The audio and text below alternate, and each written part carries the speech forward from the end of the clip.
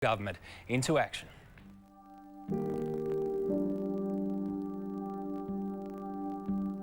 We've got a problem, and this is how we're trying to fix it. It's expensive, even though housing is paying for it. It is expensive. It costs us money to do our washing. Nearly takeaway every night because you've got no cooking facilities. In Sydney's West, Shane and Megan have spent the past 7 weeks living in hotels. They're staying in this 3.5-star motel, along with sons Blade, Chase and their daughter Ariana. Cost $8,500. Why is the Department of Housing putting you up in this hotel if they have empty houses? It's a government organisation, you know. They're slack, if you ask me. Slack. You know what I mean? They don't care. It's easy for them to push a button, bang, here's your information to go stay at the hotel for another week, and then to actually write out paperwork, set you up with a house and all that sort of stuff. In Melbourne, it's costing up to $289 per night to keep the Green Shield family in a hotel. They lost their home in the February floods. They've been at this Quest Hotel a total of 6 weeks. Cost $12,000. I honestly feel like they don't care.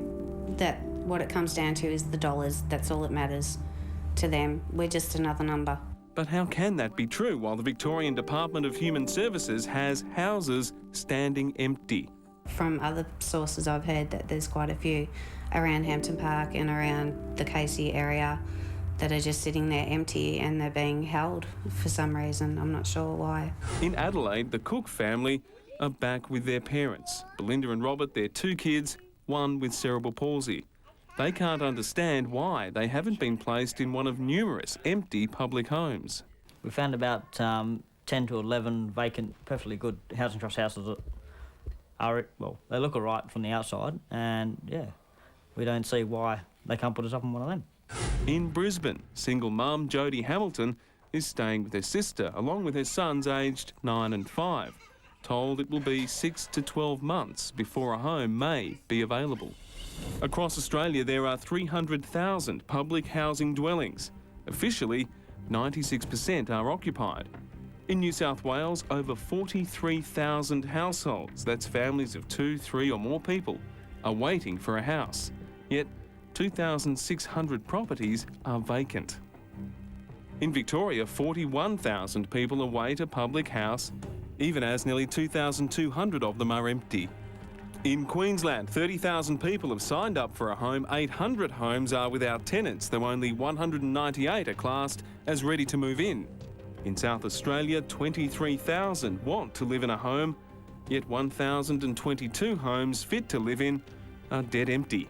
Western Australia has seen a mining-sized boom on their waiting list, now over 24,000. At the same time, WA has 520 empty government homes, while 3,200 Tasmanians wait for a home and 183 public homes are vacant. What's the result of this explosion in demand? Well, last financial year alone, Housing New South Wales spent $17.1 million on temporary accommodation. Hotels. If there's nowhere else, would you take it? I'd take it. It's a brand new kitchen. The kitchen was only put in a few months ago. Housing New South Wales told us these 2 properties are in transition for other families. And that's been good news for hotel owner Harry Hunt. How many families would you say you have here with the Department of Housing? Right now, because of the Easter holidays, we've had about 20. Harry owns 2 hotels in Sydney's West, where he's also the president of the Chamber of Commerce. And he's across the business of most hotels and motels in the area. At any one time, Housing New South Wales accounts for 90% of their businesses. Last year, same time, we would get 1 or 2 a month. Yeah. And now it's every week. And a lot are coming through after hours. What sorts of families do you have in here, though? Are they different to families watching this at homes in suburbs right now? How long have you been here? 3 weeks. 3, 4 weeks. 4 weeks. What's it like living in the hotel, Bianca? Pretty cool for me. Sad ones, big families that suddenly have been evicted from a home that they've been in. They could well have been caught up in the global financial crisis. husband has lost a job, and all of a sudden they're having to go to Centrelink to get help. They have to go to Housing New South Wales because they've lost their home. It's heartbreaking. In Victoria, Laura and Dale Greenfield lost everything in the floods. Now, their will to keep fighting is seeping away. We all get cramped up together and start yelling at each other, so it gets stressed. Right now, 2.2 million Australians are classed as living in poverty, and there are 250,000 families where neither parent has worked for more than a year. Families like Paul and Jamie McCarthy and their 2 kids, aged 3.5, 10 months. Jamie is also 10 weeks pregnant. How long have you been in a hotel? For the last 80 days, we've been in the hotel, temporary accommodation for the last 80 days. Yeah. How much is that costing a night? It's 150. It's 155 per night, which the Department of Housing is paying for, so we are grateful for that. But, you know, we can't get the kids into a routine, and every week we have to come in here. After we spoke with Paul and Jamie, Housing New South Wales cut them off, and they faced living in their car. At the last minute, the department said they'd keep them at the hotel for another 3 nights. That's about $10,000 the department spent. I mean, couldn't they spend that finding a place to live in for a year? Apparently not. Apparently not.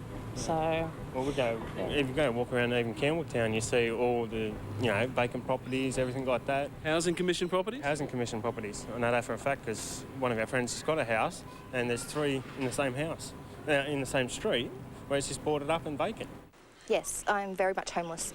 A car accident 5 years ago changed Jodie Hamilton's life.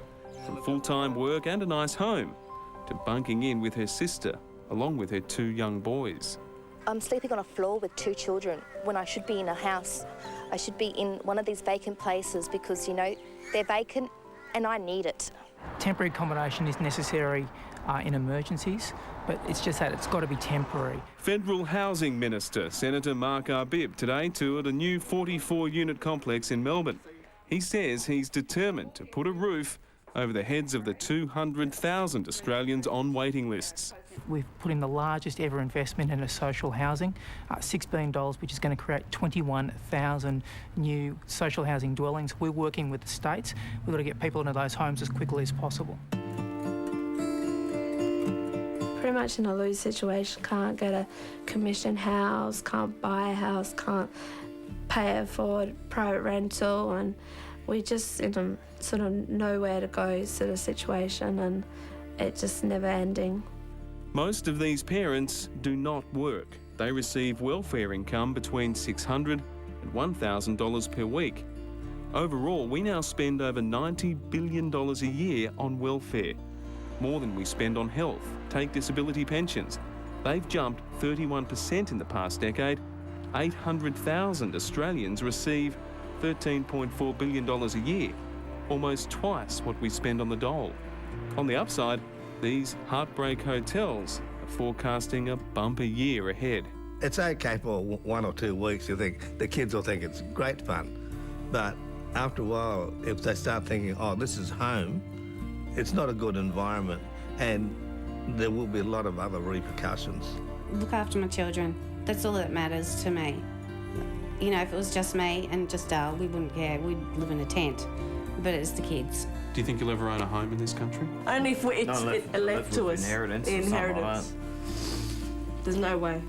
Regardless of whether governments are wasting money or they're inefficient, whether